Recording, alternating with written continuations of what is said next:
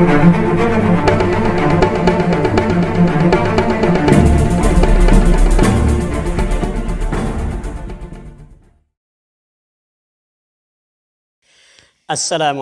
warahmatullahi wabarakatuh. Innal hamdalillah nahmaduhu wa nasta'inuhu wa nastaghfiruh wa na'udzu billahi min syururi anfusina wa min sayyiati a'malina. May yahdihillahu fala mudhillalah wa may yudlil fala hadiyalah. Asyhadu an la ilaha illallah wahdahu la syarikalah wa asyhadu anna Muhammadan abduhu wa rasuluh. Qala Allah Ta'ala fil Qur'anil Karim, a'udzu billahi minasyaitonir rajim. Ya ayyuhalladzina amanu taqullaha haqqa tuqatih wa la tamutunna illa wa antum muslimun.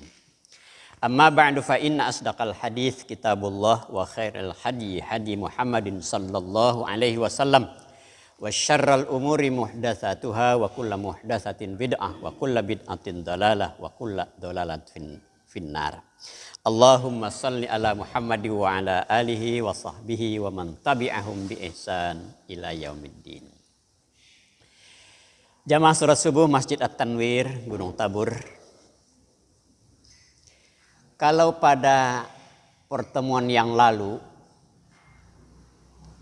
kita membicarakan kaitan antara ibadah dan akhlak, bahwa semakin khusyuk ibadah seseorang itu, maka akhlaknya semakin baik. Ya. Maka dalam pertemuan kali ini kita ingin melihat ternyata akhlak yang baik itu menjadi ukuran kualitas mutu iman seseorang. Semakin baik akhlaknya, imannya semakin berkualitas. Dalam sebuah hadis yang diriwayatkan oleh Imam At-Tirmidzi, Rasulullah Muhammad sallallahu alaihi wasallam bersabda, akmalul mu'minina imanan ahsanuhum khuluqa. Orang beriman yang paling sempurna imannya itu adalah yang paling baik akhlaknya. Jadi nggak usah repot-repot kita menilai iman seseorang itu, gimana iman orang itu baik apa enggak. Lihat akhlaknya aja. Akhlaknya baik, perilakunya baik, perangainya baik, tutur katanya sopan, santun, imannya baik. Dalam hadis yang lain, Rasulullah Muhammad sallallahu alaihi wasallam bersabda, wal haya syu'batun minal iman. Malu itu kan akhlak yang harus dimiliki oleh setiap pribadi muslim. Malu itu, ujar Nabi, adalah merupakan bagian atau cabang dari iman. Dalam hadis yang sering kita dengar, al-haya minal iman. Malu itu, kalau bahasanya Pak Soha mungkin siri, itu bahagian dari iman. Berarti kalau dalam diri seseorang itu tidak ada rasa malu, imannya kurang.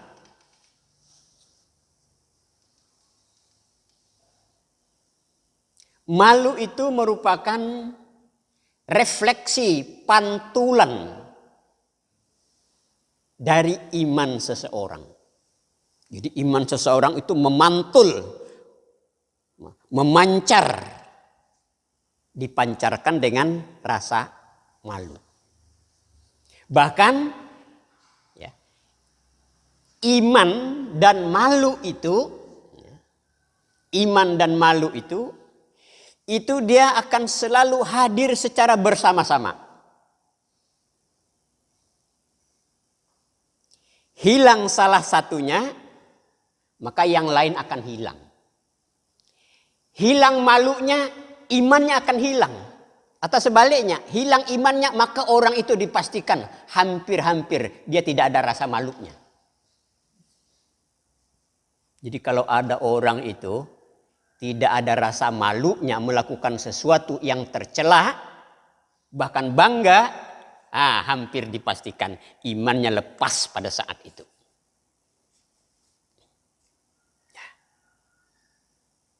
Jadi semakin kuat iman seseorang, rasa malunya tinggi.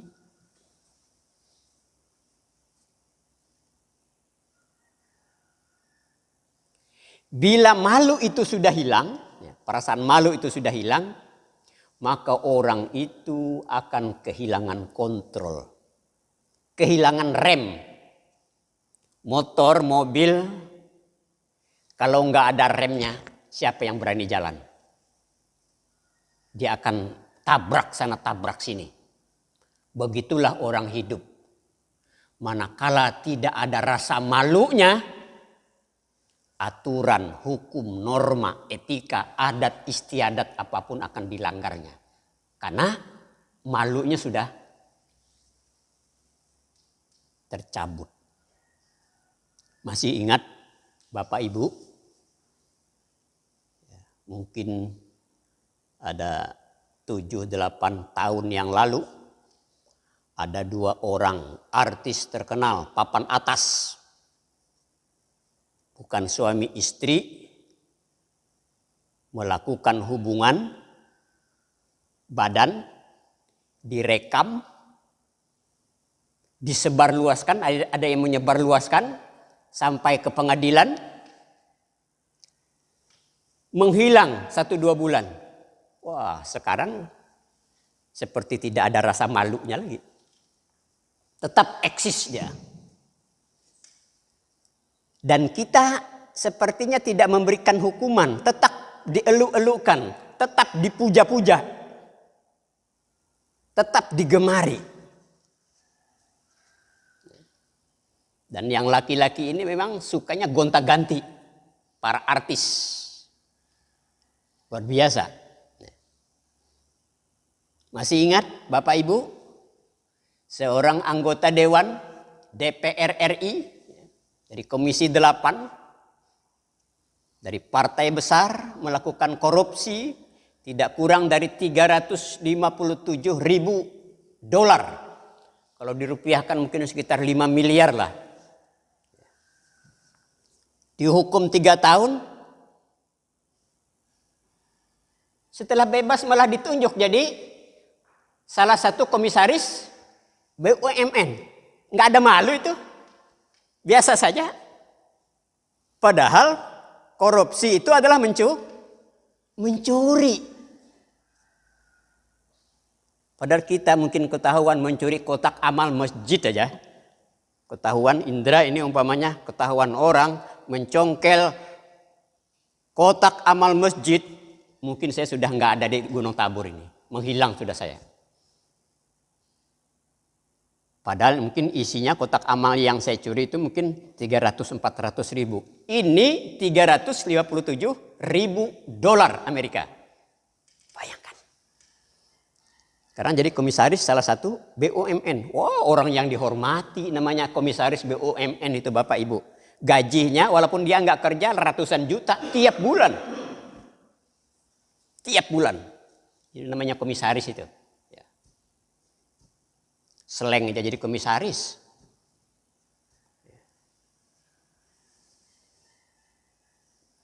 Jadi seorang muslim yang imannya tinggi, malunya tinggi. Seorang muslim yang baik tentu ketika azan maghrib dikumandangkan, dia malulah duduk-duduk di depan rumah. Ngobrol sambil merokok. Oh, berarti orang ini nggak sholat maghrib ini.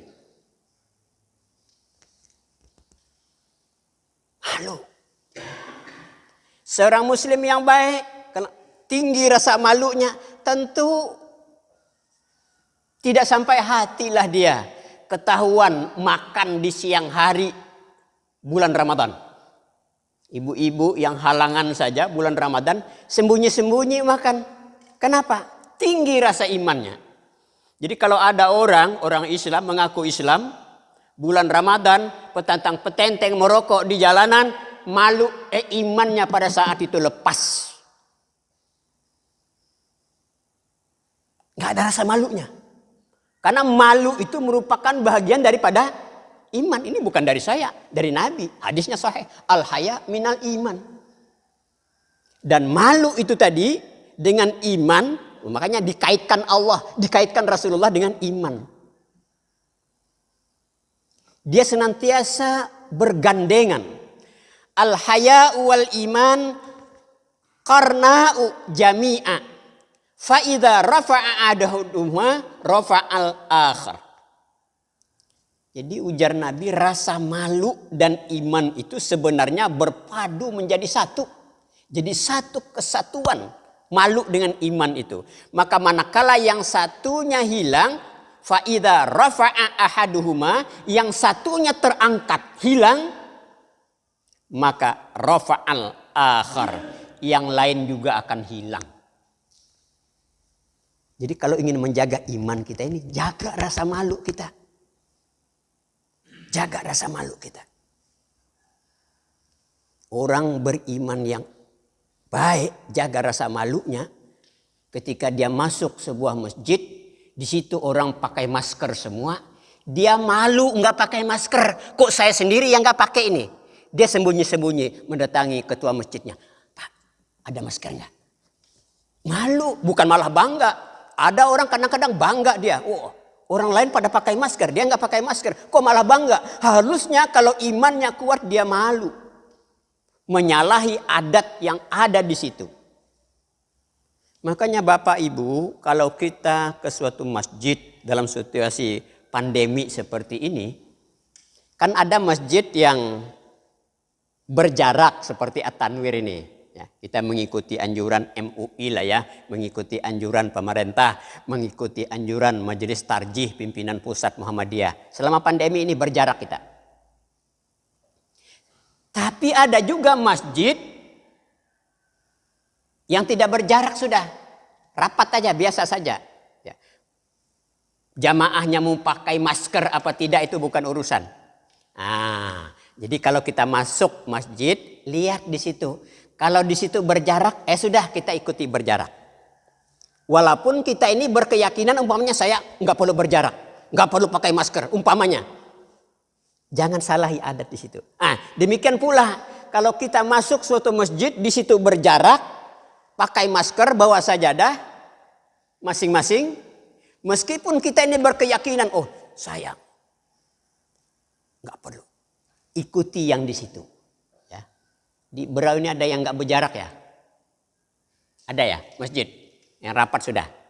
Sudah, kalau kita ke situ ya sudah rapatlah kita ikuti. Jangan juga kita rapat sendirian kita jadi pandangan orang lagi.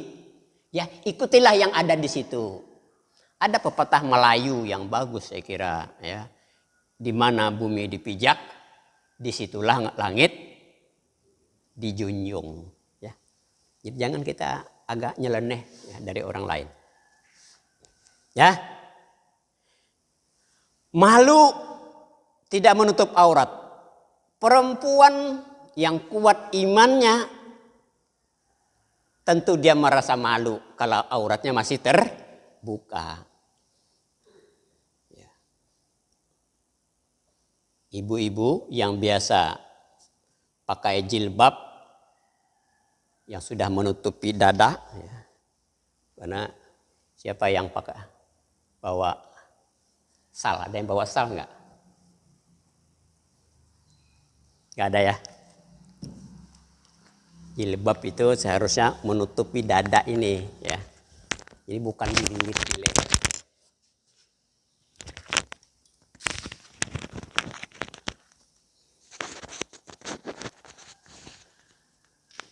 Seorang muslim yang baik tentu dia malu muslimah yang baik. Ya. Apalagi dia penyuluh umpamanya roknya panjang tapi belahannya kok tinggi. Kan ada itu. Ya. Kayak pramugari di salah satu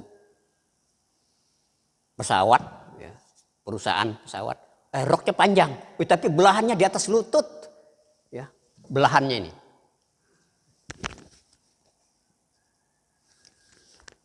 Seorang muslim yang baik tentu dia malu. Tiap bulan bisa gonta-ganti HP, tetapi giliran kurban dia nggak ikut. Malu lah. Masa sih saya bisa gonta-ganti HP dalam 2 bulan sekali beli HP yang 5 juta. Tetapi dalam urunan kurban dia nggak ikut. Malu saya. Jadi malu dan iman itu dia bergandengan. Ya. Hadirin sekalian, perhatikan lagi bagaimana Rasulullah mengkaitkan antara iman dengan akhlak ini. Ya. Wallahi la yu'minu. Demi Allah ujar Nabi, tidak beriman. Wallahi la yu'min. Demi Allah tidak beriman. Wallahi la yu'minu. Demi Allah tidak beriman. 3 kali Rasulullah mengatakan, demi Allah tidak beriman. Siapa itu orang yang tidak beriman? Kila, man ya Rasulullah? Para sahabat bertanya, siapa ya Rasulullah yang tidak beriman? Nabi menjawab, alladzi la ya'manu jaruhu bawa'iqah. Yaitu orang yang tetangganya tidak aman dari keburukan, baik keburukan sifatnya maupun lidahnya. Bayangkan, tetangga tidak aman, tidak akur sama tetangga. Ujar Nabi, aduh, tidak beriman orang itu. Bayangkan Rasulullah mengkaitkan dengan akhlak seseorang dengan iman. Hati-hati. Man kana yu'minu billahi wal yaumil akhir falyakul khairan aw liyasmut. Barang siapa, ujar Nabi, yang beriman kepada Allah dan dia mengaku beriman kepada hari kiamat, maka hendaklah dia berkata yang baik, berkata yang santun. Atau kalau nggak bisa berkata yang baik, nggak bisa berkata yang santun, diam aja kamu itu, diam aja, tutup mulutmu. Daripada bikin kacau, bikin sakit telinga orang, bikin nyelekit, bikin orang tersinggung dan seterusnya dan seterusnya. Jangan, nggak usah ngomong. Ini kalau dia beriman. Wa man kana yu'minu billahi wal yaumil akhir, barang siapa yang mengaku beriman kepada Allah dan hari akhir, fal yukrim jarah, maka hendaklah dia muliakan tetangganya. Muliakan tetangganya. Harus bagus-bagus, akur-akur kita sama tetangga. Kita mau bikin paret, umpamanya izin dulu, Pak, saya mau bikin paret begini. Oh, dalam agama itu kita mau bikin rumah bertingkat aja harus minta izin dulu, ngomong dulu sama tetangga. Jadi bagus-bagus. Alhamdulillah saya dapat tetangga yang baik lah di sini ya. Tetangga bikin pencok aja saya dikasih. Apalagi tetangga nyembelih kambing. Wah, dapat kita. Ya. Kita puasa sunat aja ada yang mengantar kelapa muda. Luar biasa tetangga-tetangga saya ini. Ya. Tuh Mama Ita biasa ngantarkan kolak itu. Ya. Bukan berarti saya minta antar sama bapak-bapak yang lain. Ya. Tapi kan kalau orang ngantar masa kita tolak ya. Bapak dan Ibu sekalian yang saya hormati, kita lanjut hadisnya. Ya. Wa man kana yu'minu billahi wal yaumil akhir fal yukrim dhaifah. Nah, barang siapa yang beriman kepada Allah dan hari akhir, maka hendaklah dia memuliakan tamu. Kita muliakan tamu kita. Jadi nampak sekali bagi kita dalam beberapa hadis yang saya ungkapkan di atas tadi itu, bahwa ternyata Kanjeng Nabi Rasulullah Muhammad SAW itu mengkaitkan rasa malu, adab berbicara, adab kita sama tetangga, sikap kita dengan tamu itu merupakan standar untuk mengukur kualitas iman seseorang. Mudah-mudahan bermanfaat. Sama-sama kita tutup dengan doa kafaratul majlis. Subhanakallahumma wa bihamdika asyhadu an la ilaha illa anta astaghfiruka wa atubu ilaik. Wabillahi taufiq wal hidayah. Wassalamu alaikum warahmatullahi wabarakatuh.